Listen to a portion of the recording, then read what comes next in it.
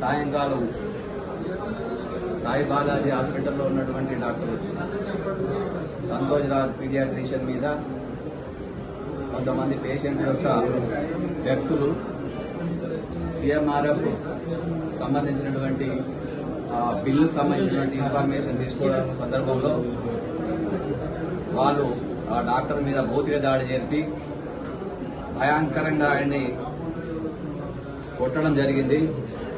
ఎవరైతే ఆ కొట్టడం జరిగిందో అవన్నీ కూడా ఒక ఫోటోలు సీసీ ఫోటోస్ ఉన్నాయి. సో వారి మీద చర్య తీసుకోవాలని ఐఎంఏ తరఫున మేము డిమాండ్ చేస్తున్నాం. ఇలాంటి భౌతిక దాడులు జరగడం మంచిది కాదు. పేషెంట్లకు కూడా ఇది అందరికి ముందున చికిత్స చేసే వైద్యులకు మనోధైర్యాన్ని కృంగజేస్తుంది. కాబట్టి ఇలాంటి భౌతిక దాడులు ముందు జరగకుండా చట్టపరంగా వారి మీద చర్య తీసుకోవాలని వాళ్ళందరి మీద ప్రభుత్వము తొందరగా స్పందించి సరైనటువంటి చర్య తీసుకోవాలని మేము ఐఎంఏ తరఫున డిమాండ్ చేస్తున్నాం.